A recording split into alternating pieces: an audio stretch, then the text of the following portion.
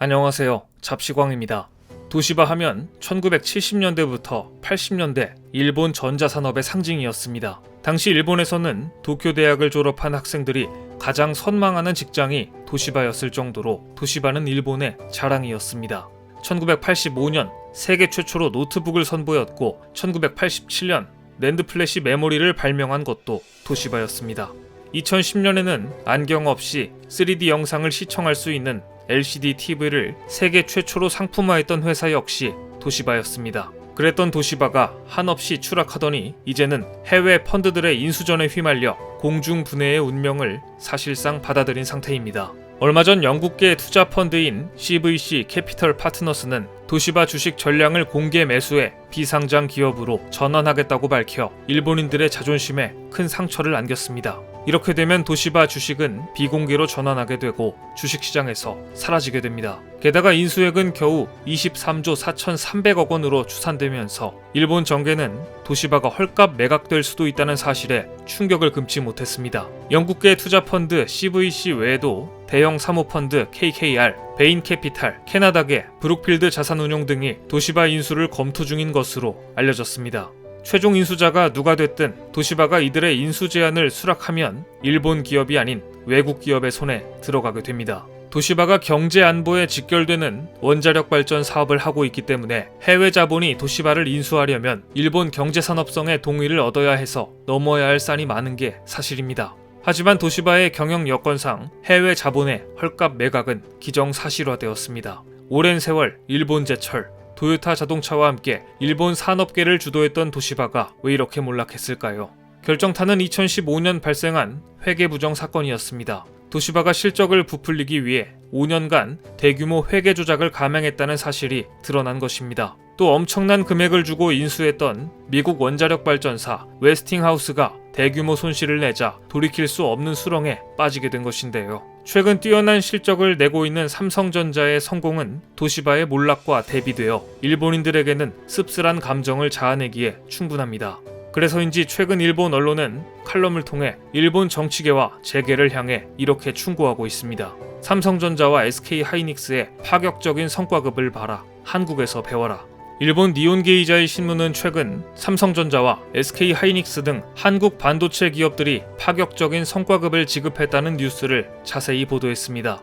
니혼게이자의 신문은 삼성전자는 매년 소속 사업부의 경영 실적이 목표를 초과하면 연봉의 최대 50%를 지급한다. 지난해 호황이었던 반도체 사업부문 직원들이 얼마 전 대규모 보너스를 받았다 라고 보도하면서 지난해 12월 삼성전자가 월급 2개월분을 특별 격려금으로 전달했고 지난달 말에는 3개월치 월급에 해당하는 추가 보너스를 지급했다는 내용까지 자세히 소개했습니다. 이것은 삼성전자가 인텔을 제치고 전세계 반도체 매출 1위를 기록했기 때문이며 정기 성과급과 별개로 특별 보너스가 지급된 것이라고 부연 설명까지 했습니다. 반면 일본 정부는 입으로만 반도체 산업에 재부흥을 내걸었고 한국과 같은 파격적인 대우가 없으면 인재를 확보하기 어려울 것이라고 전망했습니다. 치열한 반도체 업계의 특성상 인재 유치가 최대 관건이고 천문학적인 연봉을 제시하는 중국 기업과의 스카우트 전쟁에서 인재를 지키려면 삼성이나 SK처럼 처우 개선에 신경을 써야 한다고 지적한 것입니다. 그러면서 니혼게이자이는 이렇게 특집 기사를 마무리했습니다.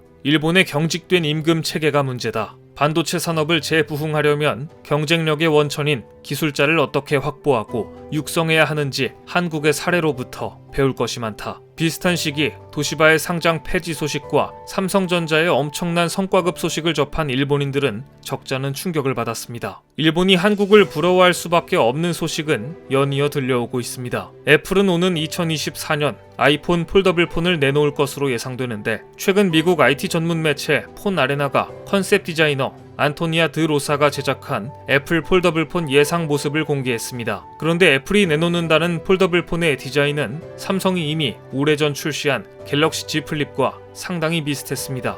이미 네덜란드 IT 전문 매체 레츠고 디지털도 애플 폴더블 폰의 예상 이미지를 제작, 공개한 바 있는데 이 제품 역시 삼성 갤럭시 Z 플립 3와 구조와 디자인이 매우 유사합니다. 혁신을 주도했던 애플조차 이제는 삼성을 따라하고 있는 것입니다. 그런데 이런 상황에서 일본의 절망적인 악재가 또다시 닥치게 됩니다.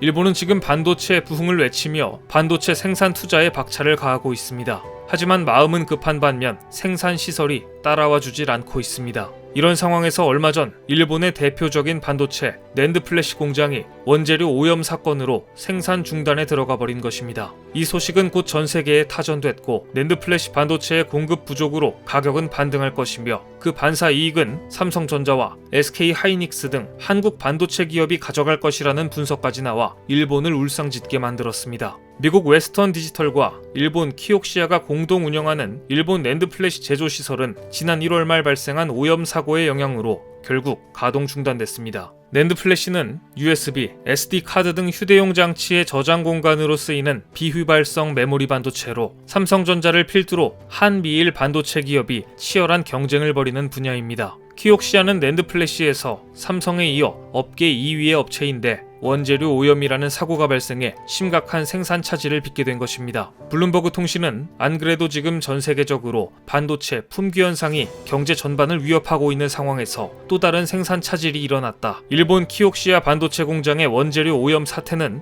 반도체 부품 가격 인상 추세에 기름을 들이붓는 꼴이 될 것이라고 우려했습니다. 공장이 잠깐 멈춘 것인데 뭘 그리 호들갑인가 라는 생각이 드실 수도 있습니다.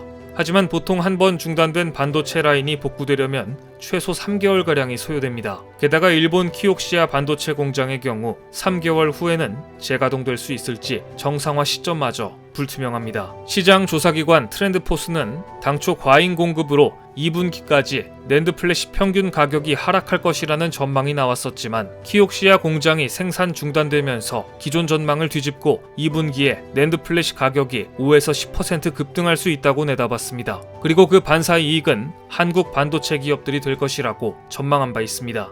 이런 상황에서도 자민당이 주도하는 일본은 한국에 대해 여전히 첨단 기술 부품에 대한 수출 규제 조치를 해제하지 않고 있습니다. 하지만 한국은 일본의 수출 규제를 좋은 기회로 삼고 소재, 부품, 장비에 국산화에 박차를 가해 하나하나 국산화에 성공하고 있습니다. 한국 기업 풍국주정은 국내 최초로 고순도 에탄올 공장의 완공을 눈앞에 두고 있습니다. 200억 원을 투자해 완공하는 이 공장에서는 앞으로 초고순도 에탄올을 생산하게 되는데 이것은 99.99% 이상 순도와 불순물 1000만 분의 1 수준으로 전자, 반도체 등 첨단 소재 세정제로 사용될 예정입니다. 이 공장은 초고순도 유지를 위해 생산, 출하 단계에 사람 손이 전혀 닿지 않는 청정실과 자동 출하 설비를 도입해 불순물 오염을 원천적으로 차단하도록 설계했습니다. 앞으로 한국이 생산하는 초고순도 에탄올은 국내뿐 아니라 일본, 중국, 베트남 등으로 수출할 것으로 전망됩니다. 2000년대 들어 한국의 기업들이 급성장하는 것을 눈으로 보면서도 도시바는 변화를 시도하지 않았습니다. 도시바가 변화에 적절하게 대처하지 못한 원인으로 일본 경제주간 다이아몬드는 일본 특유의 장로 경영 문화를 지적했습니다. 과거 경영진이 고문으로 남아 파벌을 형성하고 현직 경영진에게 영향력을 행사하는 장로 경영, 파벌 경영이야말로 도시바의 몰락을 가속화시켰다는 것입니다. 일본의 정계와 재계를 지배하는 파벌 정치, 파벌 경영이야말로 일본이 정체되고 결국 도태되어 가게 만드는 중요한 요소였던 것입니다. 오늘 준비한 소식은 여기까지입니다. 댓글을 통한 여러분들의 많은 의견 기다리겠습니다. 많은 분들의 생각이 모였을 때 진정 가치 있는 지식이 완성될 것입니다. 시청해주셔서 감사합니다.